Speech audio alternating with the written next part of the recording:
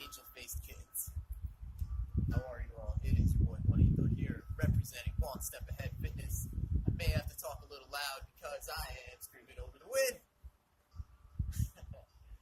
Yeah, that's nice. So today, what I'd really like to do, I'd like to go on and revisit pandiculation.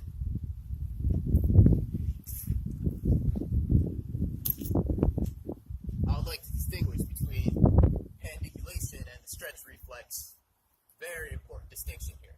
I'll preface by saying that our greatest power is our focus, right? The number one fitness skill is attention, awareness. In fact, it's the number one life skill. It's the number one skill for everything. So, when it comes to breathing and muscle tension, if we use our awareness to govern these two things, we are granted control over systems of our body which were previously not under our control. For example, our heart rate or our blood pressure, both of which can be influenced by our breathing. We've talked about this plenty with Cortical breathing. Less have we talked about the ability of tensing and relaxing our muscles and what that does for us. So let's begin by talking about the stretch reflex. The way most people stretch, they'll look to lengthen a muscle passively, kind of just leaning their weight into it, like that way for your hamstring.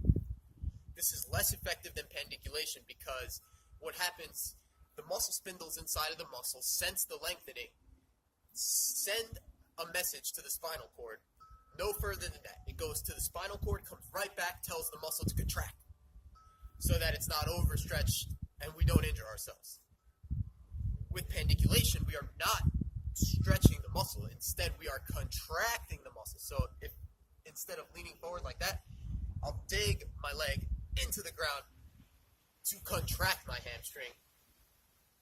And by doing it this way and holding it, the muscle spindles are still taking in information. They will send it all the way up the spinal cord to the sensory motor cortex. Now, in the sensory motor cortex is where we're going to calibrate the resting length for all of our muscles. When we contract a muscle like that, the fascia rooted inside of the muscle is also being pulled. Fascia has eccentric strength. It has the strength to resist movement. This is why we can lower more weight than we can lift. This is really fascinating because what happens is that over the years we develop muscle adhesion, scar tissue, knots in our fascia, and then it resists certain angles of movement. So why can everyone not do a backflip? The answer to that is that there's resistance to the movement from our muscle fascia. So by pandiculating, we can start to influence into that fascia matrix, again influencing into something that was previously out of our control. Through our awareness, indirectly, we take a middle step, tensing our muscles, to get to the third step, which was previously inaccessible to us. They call this going cortical, sensory motor cortex. To get cortical control over it, once we exert that contraction and we hold it, the information is sent to our sensory motor cortex. Now when we release it, we have cortical control over the resting length of the muscle. So if we're there and we pay attention, as the muscle releases, we can push it into relaxation. We can kind of nudge the muscle to a longer resting length because now we have that cortical control over it.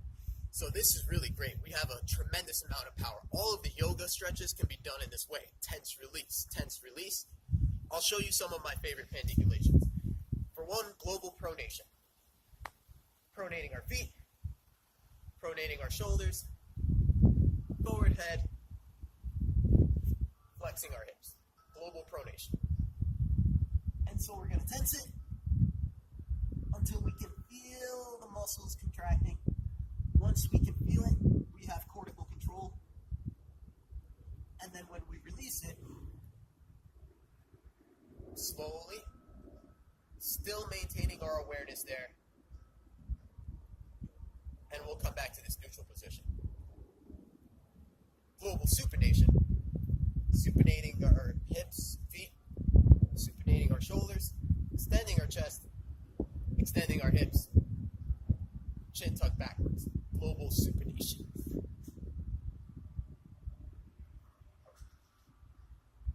Tense, go cortical, release, keep your attention as you release it. Tense, release, relax. Thank you to Edward Barrera for this wonderful information.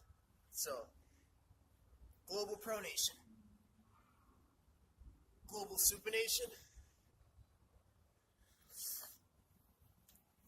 lateral,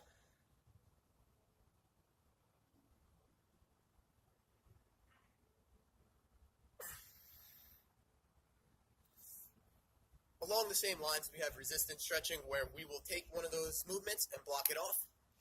Same thing, tensing, cortical control, release, relax, the whole time with our awareness there.